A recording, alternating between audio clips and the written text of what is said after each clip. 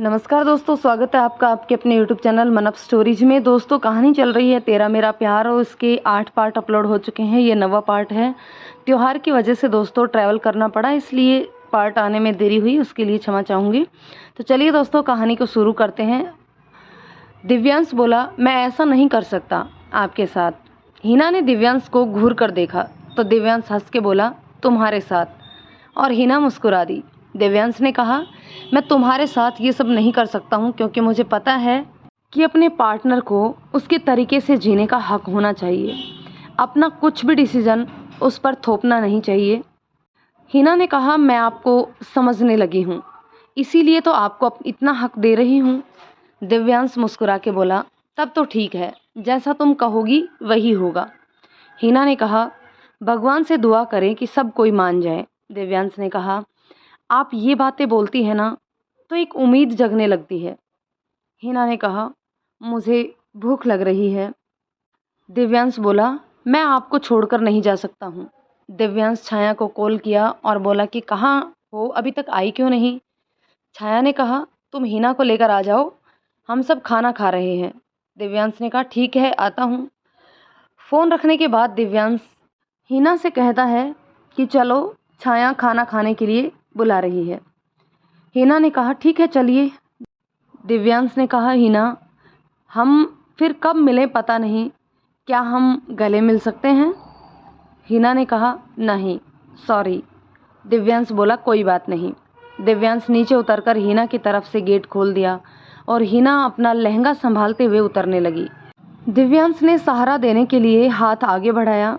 हिना ने हाथ पकड़ लिया और हिना लहंगे को संभालने लगी, लेकिन सैंडल साड़ी के मैट में फंस गई और उतरने के लिए पैर बढ़ाया और वो लड़खड़ाते हुए नीचे गिरने लगी। तभी दिव्यांश ने आगे बढ़कर उसे संभाल लिया। हिना दिव्यांश के सीने से चिपक गई। दिव्यांश की धड़कनें 100 की स्पीड से धड़क रही थी। दिव्यांश बस इतना बोल पाया, लगी तो नहीं। हिना संभलते हुए बोली, थैंक गॉड कि आप थे, वरना पैर में मोच का दर्द बढ़ जाता। लेकिन हिना के कान में दिव्यांश की धड़कनें सुनाई दे रही थी। हिना समझ गई थी कि दिव्यांश की ज़िंदगी में वो पहली लड़की है, वरना धड़कनें यूं ना बढ़ती। दिव्यांश हिना के हाथ पकड़ते हुए आगे बढ़ने लगा। हिना दिव्यांश को देखी तो उसका ख्याल आया कि वो हिना के हाथ पकड़े हुए है। सॉरी बोलते हुए हाथ छोड़ दिया। हिना मुस्कुरा दी। दोनों खाना खाने पहुंच गए। हिना को दिव्यांश के साथ उसके भैया और पापा ने देख लिया। पापा ने तो गौर नहीं किया, पर भैया को गुस्सा आ गया। हिना जाकर छाया के साथ खाना खाने लगी और फिर शादी के फंक्शन में इन्वॉल्व हो गई। हिना और दिव्यांश की आंखें चार हो रही थी। दोनों एक दूसरे को देख के मुस्कुरा रहे थे। या हिना की माँ को छाया की माँ और मौसी बहुत सारी औरतों के साथ मिलकर बहुत सारी बातें बोल रही थी। सब बोल रही थी, अरे नहीं समधन जी, बेटियों को ज़्यादा छूट दी जाती है ना, तो वो अपनी मनमानी करने लगती हैं। आपको हिना का रिश्ता नहीं तुड़वाना था। और देखिए, हिना को देख कर लगता है कि वो शादीशुदा है। सब आप लोगों के लाड प्यार के कारण हुआ है। अब पता नहीं कैसा लड़का मिलेगा, कुंवारा भी मिलेगा कि किसी उम्र दराज से ही शादी करनी पड़ेगी। हिना की माँ सबको जवाब देने के कगार में नहीं थी, बस अपने आप को कोस रही थी कि गलत किया हिना का रिश्ता तुड़वा के। उसको उसी घर में छोड़ देना चाहिए था। मौसी बोलती है, हिना को देख के छाया भी बिगड़ने लगी है। पहले तो ऐसे जवाब नहीं देती थी, लेकिन वो बोलते हैं ना कि संगत का असर होता है। थोड़ा सा कुछ बोलूं तो तुरंत जवाब देती है। अच्छा रहेगा कि कैसा भी लड़का मिले तो हिना को ससुराल भेज दें, वरना उम्र भी होने लगी है ना। किसी तरह इन बातों के अंगारों को झेलने के बाद हिना की माँ ने रात बिताई। उधर भी शादी संपन्न होने के बाद सुबह बारात लौटी। सब बहुत खुश थे, सिर्फ हिना की माँ और हार्दिक को छोड़कर, क्योंकि हार्दिक ने रात को हिना को दिव्यांश के साथ हंस हंस के बातें करते हुए देखा था, तो उसे नफरत सी हो रही थी दिव्यांश से। बारात आने के बाद दुल्हन के स्वागत की तैयारियां की गई। रात भर जगी थी छाया, तो बारात से आने के बाद दुल्हन के स्वागत के बाद वो सो गई। हिना भी छाया के साथ सो गई। हिना की माँ छाया को कुछ बोलने वाली थी पर कुछ बोल नहीं पा रही थी। वो बेचैन होकर इधर उधर घूम रही थी। उसको हार्दिक दिख गया। वो हार्दिक के पास गई तो हार्दिक बोला, छाया कहाँ है माँ? दिख ही नहीं रही है। माँ बोली, छाया और हिना दोनों सोई हुई हैं, शायद थक गई हैं। तुम बड़े परेशान नजर आ रहे हो। हार्दिक ने कहा, हाँ थोड़ा सा हूँ। जब वो शाम को बारात में हिना को लेकर गई थी तो अपने पास रखती ना हिना को। हिना दिव्यांश के साथ घूम रही थी। सब देख के हंस रहे थे। उनकी हंसी से मेरा खून सूख रहा था। माँ बोली, परेशान ना हो बेटा, वैसे मैं भी रात भर बहुत सुनी हूँ छाया की मौसी और माँ से। हार्दिक बोला, क्या हुआ माँ? माँ बोली, किसी को मत बोलना। वो लोग रात को सबके सामने बातें बना रही थी और तंज कस रही थी, लेकिन मैं कुछ बोल नहीं सकी। हार्दिक का खून और खोलने लगा। वैसे भी हार्दिक अपनी सास को पसंद नहीं करता था और अब उसकी माँ को कुछ बोल दिया तो हार्दिक बोला, आज मैं सब कर ही लेता हूँ, इन सबको मेरी हिना से क्या दिक्कत है? हार्दिक की माँ बोली, बेटा अभी मेहमानों के घर में तमाशा मत करो। हार्दिक ने कहा, ठीक है, तैयार हो जाइए, हम सब अभी अपने घर के लिए निकलते हैं। हार्दिक की माँ बोली, अभी? तो हार्दिक ने कहा, हाँ अभी। छाया को यहाँ रहने दीजिए, वो शादी के सारे फंक्शन ख़त्म करके आएगी। हार्दिक ने कहा, जाइए आप तैयार हो जाइए, मैं पापा को बोलता हूँ। हार्दिक अपने पापा को समझा दिया। ज्ञानेश्वर जी भी जाने के लिए तैयार हो गए।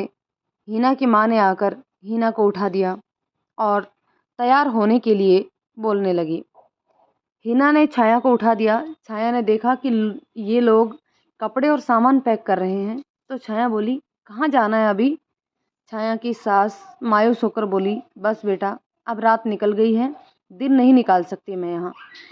तुम रहो, हम सब जा रहे हैं, बाद में तुम आ जाना, वरना मैं कल रात को पार्टी में हार्दिक को भेज दूंगी।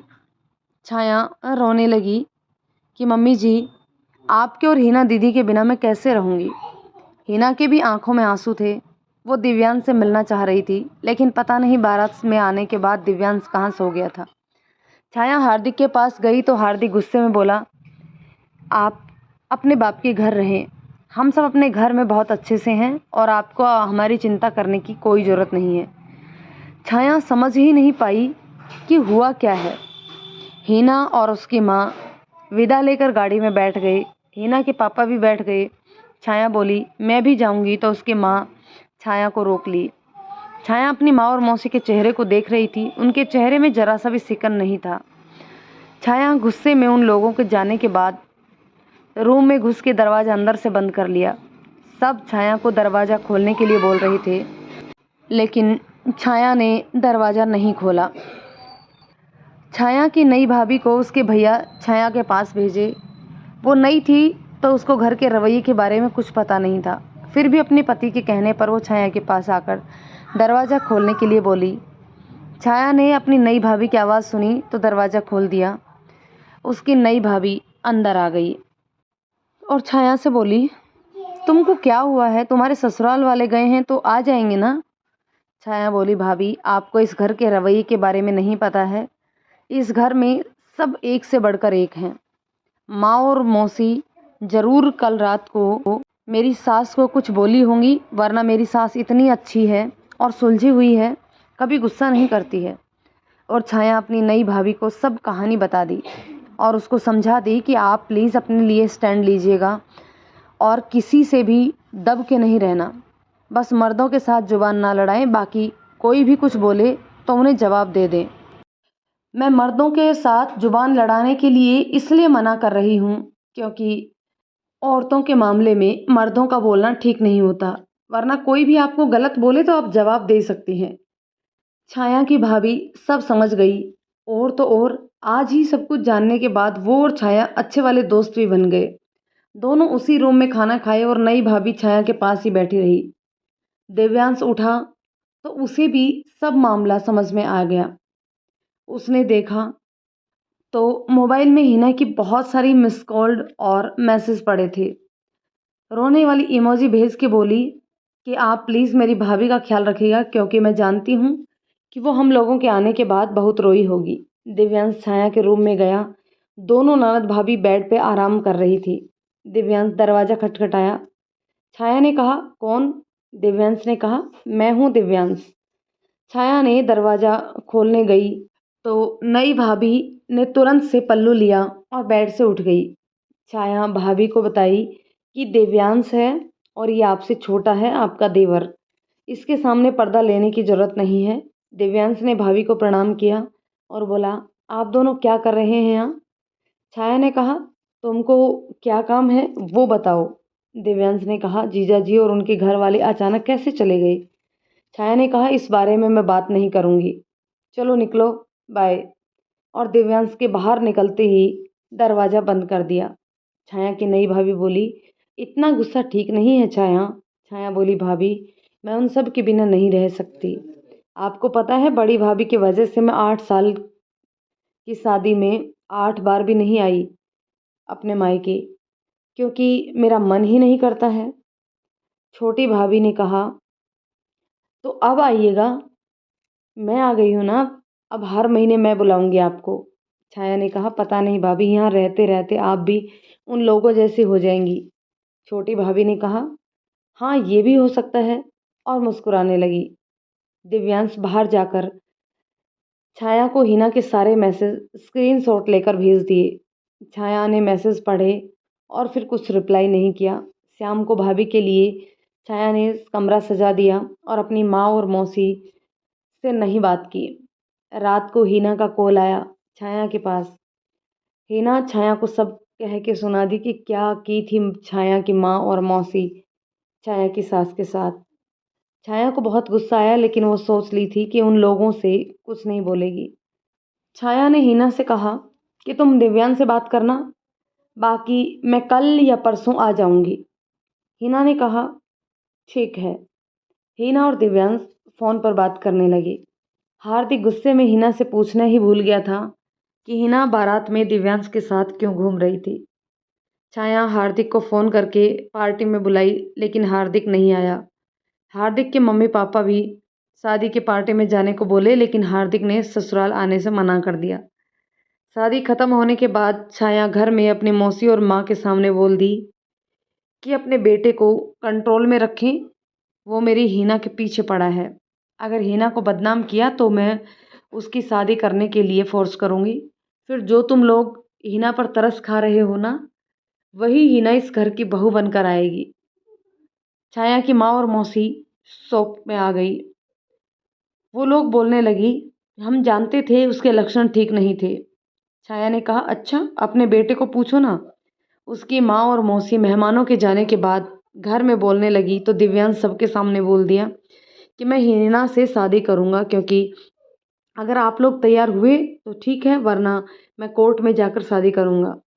घर के लगभग सब मर्द दिव्यांश के डिसीजन का समर्थन किए, क्योंकि सब हिना को देखे थे और सबको हिना बहुत अच्छी लगी थी। दिव्यांश की माँ बोली, अगर तूने उससे शादी किया तो तुझे मेरा मरा मुंह देखना होगा। मौसी ने धमकी दी कि कभी मेरे घर मत आना और मेरे से कोई रिश्ता मत रखना, उससे शादी करे तो। दिव्यांश ने कहा, जिसको जो करना है करे, मैं तो उसी से शादी करूँगा। और पापा मेरे लिए छाया के ससुराल में हिना का हाथ मांगने जाएंगी। पापा और बड़े भैया दोनों तुरंत बोल दिए, अगर दोनों एक दूसरे को पसंद करते हैं तो कर लो शादी, मैं चला जाऊंगा हाथ मांगने के लिए। दिव्यांश खुश हो गया। छाया बोली, मुझे भी आज घर निकलना है पापा, तो मेरे साथ चलिए और बात कीजिए उन लोगों से। छाया की माँ और मौसी ने सोच लिया कि अगर ऐसा हुआ तो हिना के घर वालों को बहुत जलील करेंगे। छाया के पापा और भैया छाया को लेकर उसके घर पहुंच गए। वहां जाने के बाद सब छाया को देख के बहुत खुश हुए। सिर्फ हार्दिक अभी तक गुस्से में था। छाया के ससुराल वाले उसके पापा और भैया का स्वागत किया। छाया के पापा ज्ञानेश्वर जी के पास ये प्रस्ताव रखे। छाया के ससुर जी ने ये सुना तो वो सुनकर चौंक गए। बोले, ऐसा नहीं सोचा मैंने कभी, और दिव्यांश के साथ ठीक नहीं रहेगा। छाया के पापा बोले, हिना बिटिया हम लोगों के मन में बस गई है और दिव्यांश को भी अच्छी लगी, तो इसलिए मैंने सोचा कि इस नेक काम में देरी कैसी।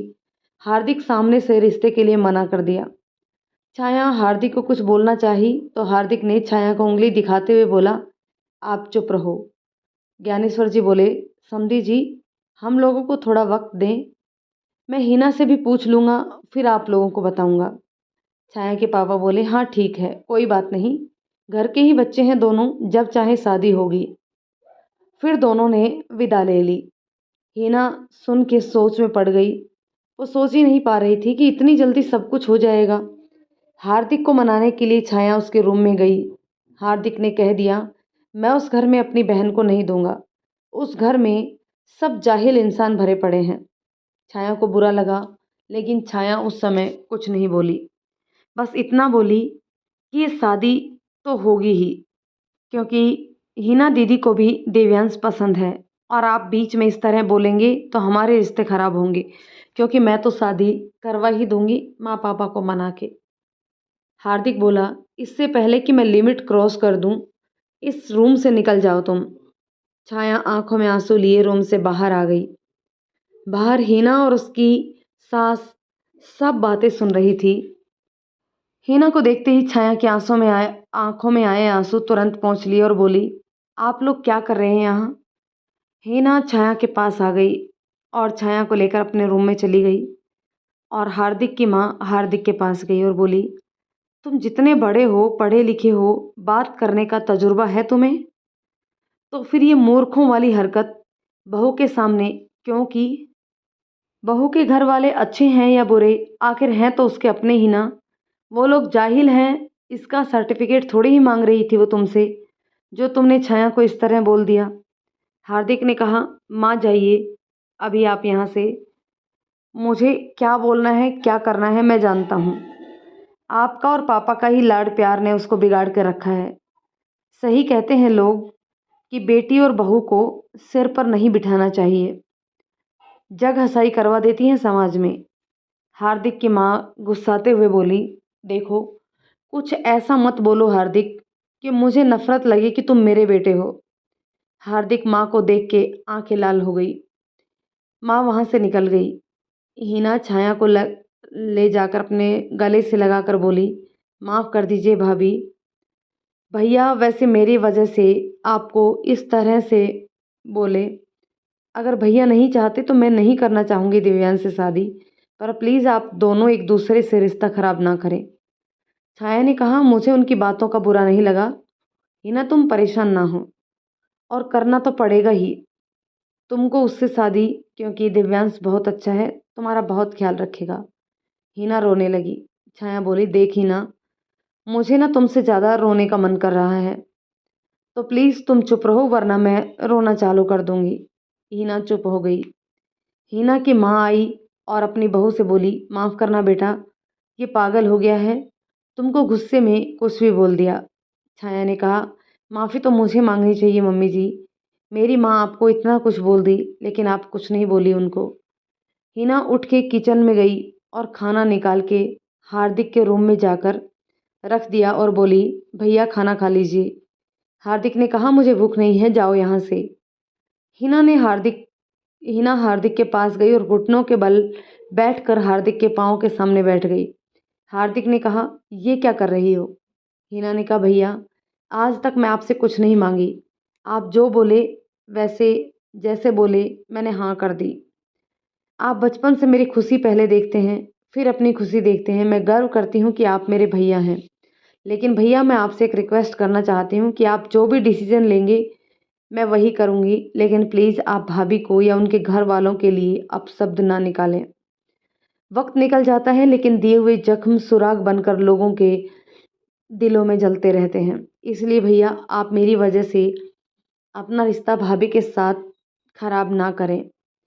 कहो तो मैं आपकी कसम खा जाऊंगी कि दिव्यांश से शादी के लिए कभी हाँ नहीं करूंगी भैया। हार्दिक हिना को देखते हुए रोने लगा और बोला, हिना वो घर तुम्हारे लिए बिल्कुल ठीक नहीं है।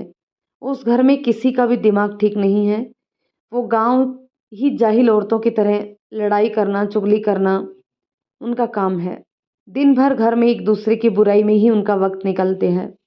तुम 2 दिन के लिए वहां गई तो उन लोगों ने इतना कुछ सुना दिया, तो सोचो अगर तुम्हारी शादी वहां कर दी जाए तो फिर वो लोग तुम्हारा ही जीना ही हराम कर देंगे। और अगर शादी के बाद तुम्हारे साथ गलत हुआ मेरे ससुराल में, तो क्या मैं अपनी वाइफ से अच्छे संबंध रख पाऊँगा? नहीं ही ना। वो लोग बिल्कुल भी तेरे जैसे नहीं हैं। तो दोस्तों कहानी के इस पार्ट को यहीं रोकते हैं। मिलते हैं एक और पार्ट में, जानते हैं कि क्या हिना और दिव्यांश की शादी हो पाएगी। ये कहानी अब तक आपको कैसी लगी कमेंट करके ज़रूर बताइएगा। यदि कहानी पसंद आती है तो इसे लाइक शेयर कर दीजिए। चैनल पर नए हैं तो प्लीज़ चैनल को सब्सक्राइब ज़रूर कर दीजिए। मिलते हैं नेक्स्ट पार्ट में, तब तक के लिए शुक्रिया।